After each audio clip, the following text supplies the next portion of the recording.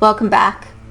A lot of you in the comments have this funny way of just like unlocking memories that have just been hidden away for a long time. And they're like little things too, but it's like these little things that you connect to the most because there are parts of life that you forgot were such a huge part of your existence, were such a big figment and affected you in such a big way, even though they were small. And it kind of unlocks a lot of different emotions. And it made me kind of think, and also think that it's probably a good idea that I share a couple of these stories with you, because I think that you'll find them helpful, because it has a lot to do with young people, particularly young people who are new to the subculture, having trouble kind of communicating to their parents that they're not psychos, that they're not struggling with mental health, that they're not degenerates wanting to knock over a fruit stand, and whatever other stereotype comes along with this thing. And a lot of parents do have trouble with it. And it's something that I can relate to quite a bit, because I think it's something that was way worse back in the day, like when alternative subcultures first started arising. Like you had punk, and you had goth, you had all of these different things, and there were a lot of parents who did not take kindly to this. Most of them didn't. They looked at their child dressed in this certain way, and I think it's the same through the years. They saw it as a reflection on them, and it was more of like a what will the neighbors think if they see you walking outside like this. And back in the day, it was seen as something very terrible and very awful if you are in any way involved in anything alternative. And if you looked at what a lot of the people looked like back then, like say in the 80s and the 70s, their looks by today's standards are so vanilla. But the parents were losing their minds, and they were so up in arms about their child, despite the fact that they were in no way a degenerate, but despite the fact that they were, say, in school. It's like they didn't just want a regular job, they wanted a career. They were interested in politics, they were interested in sciences, they were interested in all of these various things. But the fact that they looked the way that they did, it completely detracted. It took away from any semblance of that. And there were parents that legitimately would much rather see their child addicted to drugs than look like that. I just can't handle being like everybody else, because that's what everybody else wants, Just because somebody else does something does not mean that I have to do it. I have my own morals and ideals, and I go by them. Additionally, I don't want one that's got purple hair standing up. How could any mother or father stand up beside that child and say, "This is my baby"? I'd rather see her on drugs than that. Can you imagine wanting your child to succumb to an untimely death by way of substance abuse rather than have a mohawk? That in itself, it speaks to the time and what things were like. But as time went on, things began to change, and it became a little bit more accepted. Parents became a little bit more lenient and accepting. Maybe they didn't like it so much, but they accepted it. They're like, okay, well, this is probably a phase. We all went through something. But when I was growing up, for me in the 90s, there were a lot of different types of parents within our friends group. And back when you're younger, you have hundreds of friends. And in my school, where I had gone to, and with my friend group, there was a lot of us. And there were so many different types of alternative kids, because it wasn't just goths. You had your standard alternatine, which is just like your generalized alternative kid. And then you had your punks, you had your rivet heads, you had your skaters, which they tended to listen to more hardcore and then punk music at the same time. So hardcore punk, and we all just hung out. We got together and we did our thing, and we just connected under the fact that we were all, by those standards, the derogatory term, we were freaks. And a lot of the parents were okay with it. A lot of the parents were not.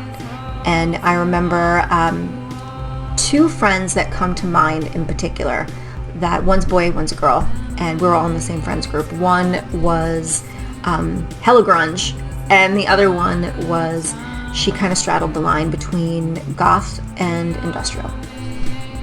And her parents, they were strange in a lot of ways, because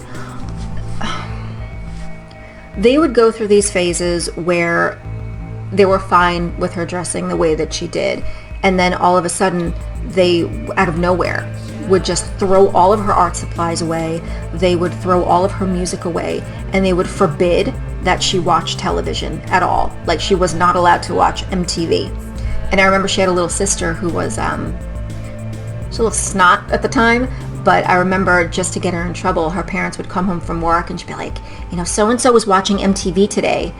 And because our favorite show at the time was a show called The Real World, but the real world back then is not the real world today. If you're familiar with that show, like today, it's all about like just drinking and fighting and just complete gratuitous nonsense. But back then, it was all these different cultures and personalities coming together and getting to know each other and navigating life. And it was really interesting. And around then, it was the real world London.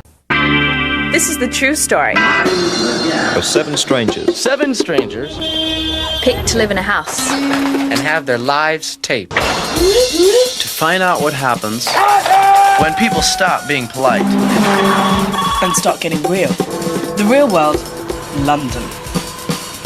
And it's a season I highly recommend. And we loved it. And we all had a thing for the guy named Neil on The Real World London, and we were very, very much enamored of him. He was a singer of an industrial band, and he was a psychology major, very intelligent, and somebody that you would want your child to look up to. And it was it was that show that would keep her sneaking to watch MTV. She wanted to see those episodes. It was annoying. It was irritating, because you had those families that allowed it, and then all of a sudden they just had enough, and then they would throw your stuff away, and then they would demand that you not partake in these behaviors and just isolate you from the world, like hoping to just kind of like bleed it out of you and just weaken you until you give in and you're no longer into the things that you're into, and you just kind of fall in line and get with the program and just become kind of a mindless zombie just like the rest of them, which none of them ever did, by the way.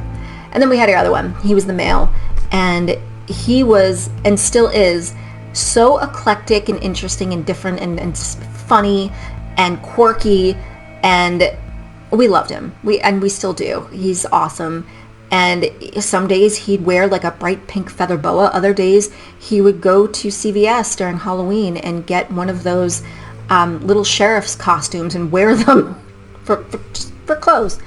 And he was able to get away with it. And then, sometimes his dad would just kind of lose his crap, and he wasn't particularly nice to him about it either.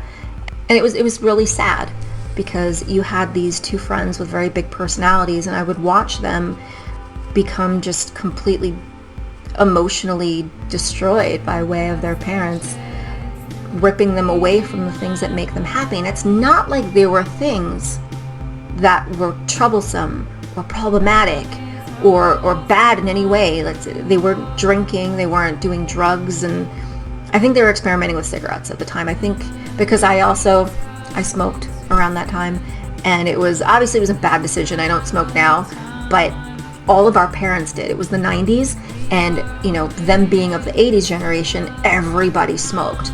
So it was just kind of in your face. We would have baby pictures of ourselves. I can probably find some right now if I look. There are baby pictures of me being held by one of my parents and a cigarette hanging out of their mouth. So it's not something completely abnormal. But for the most part, good grades in school, never got in trouble in school.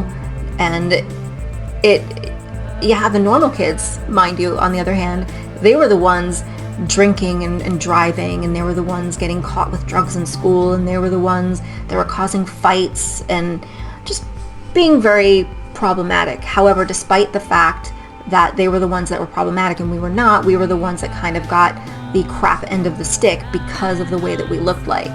And it's unfortunate, but it's a lot of the way that it went. And I know that I spoke about this before, but there was something that went on in my high school called Beat the Freak Week back in like 94, 95. And it was essentially the normies and the jocks against the freaks, the alternative kids, and we were beyond outnumbered. There was way more than them than there were of us, because I know a lot of you would ask, like, oh, why didn't you fight back? It wasn't a matter of not fighting back. A lot of people did. Others were just non-confrontational, but it was just the fact that we were outnumbered entirely. And when it's a 5 against 1 situation, the best you can do is attempt to fight back, but you're not coming out of that situation a winner. So even fighting back, and this was the crazy part, because these were children of either affluent parents, or they were athletes, or because they were normal and more presentable in appearance, if we fought back in any way, it was the freaks were the ones that were penalized and got in trouble. It didn't matter that it was Beat the Freak Week that they'd established and they were attacking us. It didn't matter. But we fought back, we got in trouble. They organized this whole thing. Not a damn thing happened to them. And ironically, it has been erased from any semblance of media outlets. That if you can find it, you're damn lucky, because it has been utterly erased. But that is just a sign kind of the time and the temperament of a lot of people, because they take a person's appearance, not really knowing much behind it, like looking at, say, goths, for example, and looking at the way that we look, and they associate it with anything negative. And you know, you have normal girls who dress quite scantily clad, and it's normal.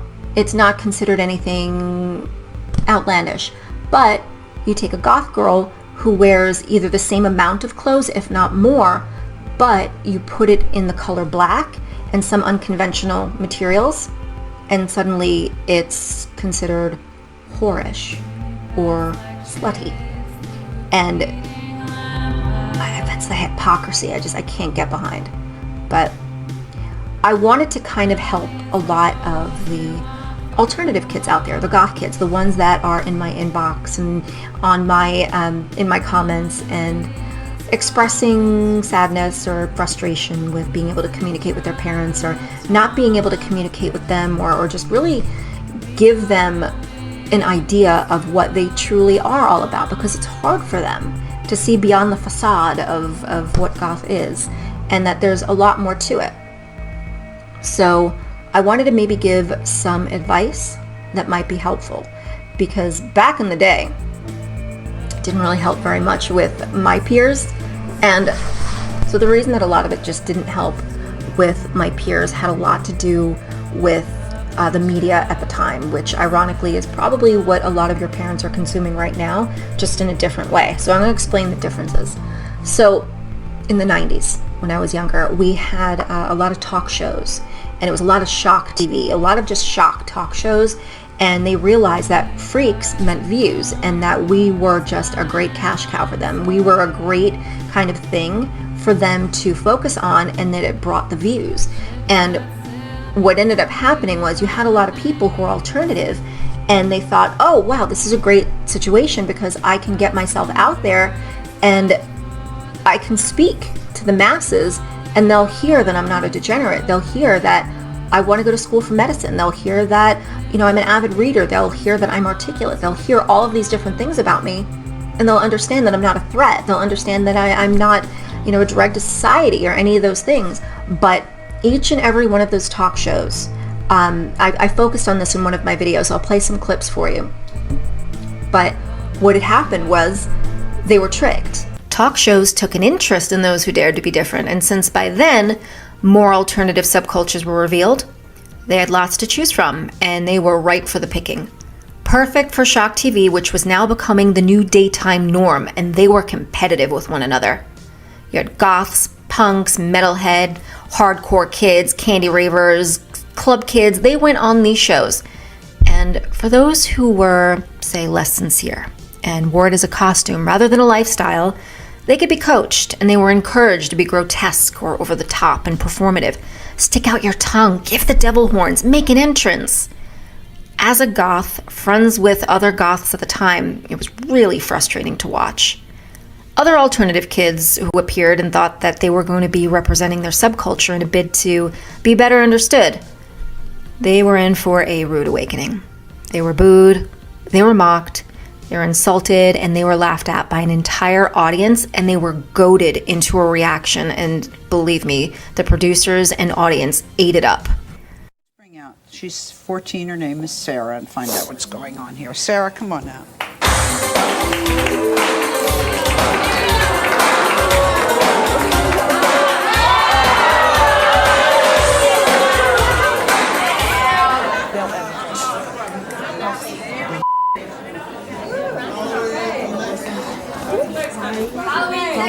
Sarah, what's the problem?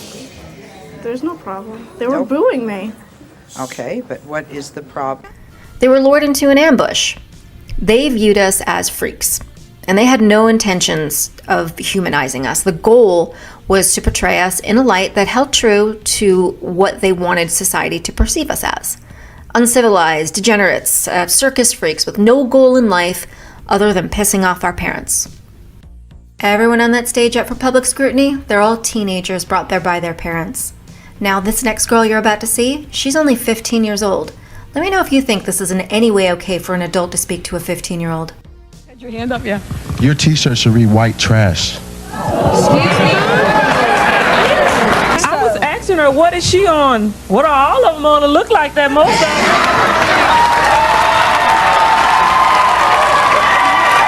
I'm completely straight edge. I do not do drugs. I do not drink. And I do not smoke cigarettes. And I bet every single one of y'all have at least done it once in your life. You working? Yes. Where do you work? I work in a daycare. Okay, I realize that there is an appropriate time for this stuff, and it is not. This isn't appropriate at the daycare. You don't look like that at daycare. I can put my hair down, and I can look completely normal, just like anyone in this audience. You have a daycare center? I have a daycare center, and I don't think I'd even let her wear the jacket in the door. Oh, these three over here, they don't look that bad, but the four over here, you look like a bunch of freaks, man. You look like a freaking peacock. They went there with the intention of speaking their truth and hopefully getting treated a little bit better because of the subculture that they were part of. It's not just appearance. Appearance is one part of it, but it's more than that. It's more than that to us. And they went there with the intention of speaking their truth and hopefully having society gain some clarity on the situation and living a better existence, a little bit more of a peaceful existence. But the audience was prepped and producers were prepped. Everybody knew what was about to happen except for the freaks, aka the guests, alternative kids on the show. It was an ambush, and a lot of them, most of them, left feeling very dejected, and the audience left feeling vindicated, and they were just complete mob mentality, feeling pleased with themselves, and it was not okay. So back then you had a lot of the parents that were watching these shows and seeing this, and they kind of get involved and they say, oh, look at them, they look like this, and look how the public react to that kind of thing. It's not good. It's kind of a mob mentality. The parents are watching this, they see the way the public react toward this very thing, and then here comes their kid walking in the house wearing the very clothes that gotten the other kids on the panel made fun of, and the parents are acting the exact same way. Get to your room, change your clothes, they throw out their stuff, and then you end up with a kid who is upset and resentful and wondering what they had done wrong. Because, as I said, 9 times out of 10, the alternative kids, they were like, as far as grades were concerned, were insanely gifted. And it made me really sad to see, because I would see my friends work very hard. I struggled in school. I had a learning disability that was not identified until I was in about the 11th grade, which is like a little bit too late. But I would see my friends who are incredibly gifted in school. They could focus. That is a feat in itself, but they could focus, and they did amazingly on tests. They wouldn't come out certain nights because they genuinely wanted to work on their reports, and they wanted to work on projects so they can do them well, because they wanted to do well in life. And they were treated like they were just, gum on the bottom of somebody's shoe, because they liked dog collars, because they listened to goth music, because they thought PVC clothes were cute. They were cute in the 90s, and I think they're becoming cute again. I'm not sure. I've been seeing it a lot lately. But you get what I'm saying. There were kids that dressed alternatively, and They had their entire existence just completely disregarded. Everything that they stood for, everything that they believed, everything that they loved, and their talents, their gifts, the things that they were good at, it meant absolutely nothing because they wanted to look like this. And that's so sad. And nowadays it's kind of a double-edged sword. And it's a double-edged sword because you have parents who are still consuming media, but in a different way. And it's still the public that are causing this crap. So what I like to call it is fan fiction, because you have people outside the subculture, like the general public, and then you have the fishbowl kind of scenario of the internet, which basically means that you put yourself out there, you're viewed by everyone. And you and what you stand for is open to everyone else's interpretation, because people don't care to know. They just know what they see, and they create this fan fiction that surrounds it. And then there's a lot of people who they realize that they can make a buck off of using that fanfic, using that hashtag, and using it to, say, create scandalous content. You have, let's say, like SoundCloud rappers. You have the ones, and I've listened to quite a bit of it because I needed to get an idea of what it was all about, like goth SoundCloud rappers, and the image that they put out, and the message, the overall message that they're kind of putting out there.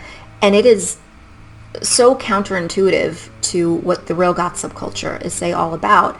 It was a lot of self-harm, a lot of daddy issues, a lot of drugs, a lot of violence, and it was vulgar.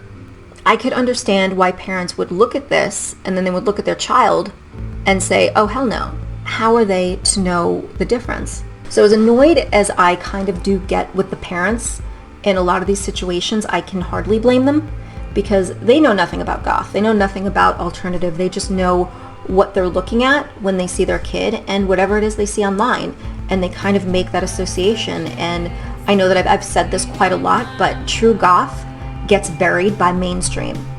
And whatever the mainstream says about us, or whatever they decide that we are by way of music, by way of personality, temperament, that's what's going to be believed. That's what's going to be taken as gospel, because it's whatever floats to the surface, whatever comes up first is going to be the very thing that they go with, because they're not going to do their research. They're not going to dig. And that's what makes things really difficult. So to kind of understand the situation a little bit, and I don't want this to sound, it's probably going to sound terrible, and I don't mean this to sound terrible, because it's not meant to shame your parents in any way. But the real issue, like the crux of the matter, it doesn't really have very much to do with how they feel that this is going to affect you as a person. Are you happy? Are you getting good grades? Do you have friends? If you said yes to most of those things, then what's the problem, right? And again, I'm very sorry to the parents. However, in my experience, it's less about how you, in appearance, how it affects you, and more about how it affects them. What will other people think of your parents when they see you walking down the street in, say, ripped fishnets and knee-high boots? You are a reflection of them. So a lot of the things that I do get, a lot of the younger goths, people who are new to the subculture, teenagers who are still living at home with their parents, who are feeling somewhat dejected because their parents don't approve of the way that they look. Their parents have either threatened to throw away their stuff or have, and they just want to express. And I know that feeling. I remember that feeling, because you feel like now is the time. Now is the time you're meant to be doing this, because you feel like your entire life is just passing you by, and you're watching all of your friends have these experiences, and you're just sat there wearing the clothes that your parents have demanded you wear, and watching your friends have these experiences. It's like, when are you supposed to have these experiences? When you have a mortgage? When you're paying off student loans? The time is now. Now is the time you're meant to do it, when you don't have these obligations or anything weighing you down. So I understand where your head's at, and I understand where the frustrations are. So I thought, I would kind of give some tips that I noticed might be potentially helpful for you. First things first, you're going to have to keep them grades up. Make sure that your grades stay the same, if not get better, because you don't want to give the parental units any excuse to say, oh, it's goth. Goth is doing this. You want to make sure that you aren't obviously acting like a degenerate. You're not defacing property. Just be the you that you always are. I'm not saying that you do, because you probably don't, but you don't want to give your parents anything. You don't want them to have any reason to take any one of your shortcomings or anything that you may have done that they consider wrong, any kind of failure. They will blame it on goth, and you want to make sure that that's not the case. And when it comes to your wardrobe, I know how important it is to you wanting to express yourself physically, and you want to wear the clothing. So the first thing, you want to be a little bit more modest about it. And what I mean by that is a bit more covered up, because there are a lot of girls out there that are not dressing their age, because unfortunately, social media gives us access to a lot of people, and you have a lot of older goth girls that are a little bit more scantily clad. And where, there's nothing wrong with that, your parents might not be okay with that, and it's kind of not age appropriate anyway. So you want to take it to a more modest level, and you want to be a bit more covered up. Another thing, incorporate colors. Don't let them say all you wear is black. Look at this, it's red. Or look at this, it's purple. Throw a little bit of color in there so they can't say that all you're wearing is black. There are other colors that are goth related and can look really beautiful. White looks great. Red, burgundy, purple. Just kind of throw it in there, mix and match.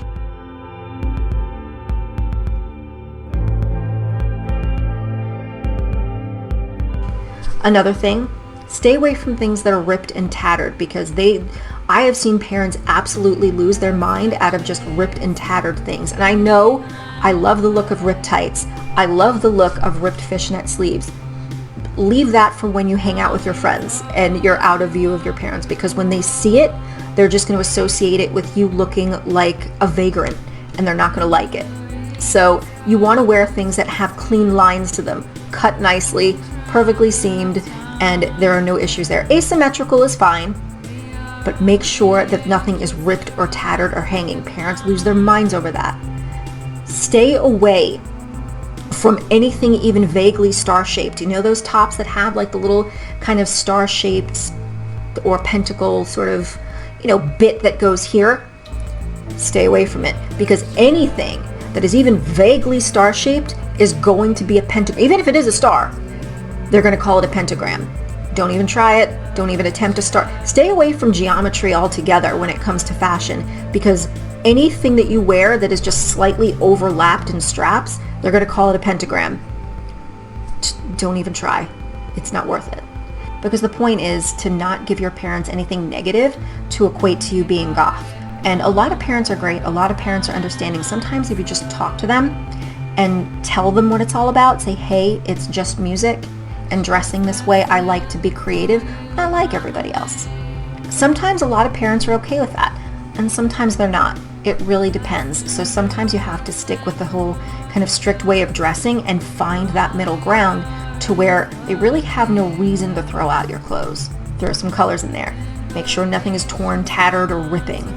And you want to make sure that you're nice and covered up, because a lot of it might just boil down to not being age appropriate, because I have seen a lot of very young goth girls wanting to emulate a lot of what they see other older goth girls wearing, and whereas it might look nice, it's not age appropriate, and it might put you in some precarious situations, not even in the home but outside.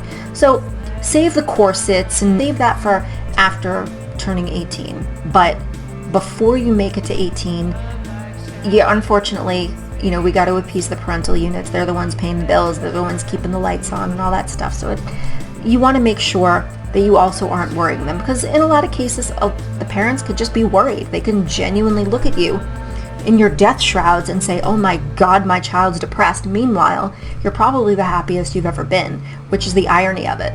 Because I've known a lot of people in my high school in general struggled with depression, struggled with bipolar, wearing pink and driving BMWs, the smile plastered on their face like the happiest people in the world, but they were miserable. And then you had goths walking down the hall, gloomy with black makeup on, and they were probably the happiest people you would ever meet.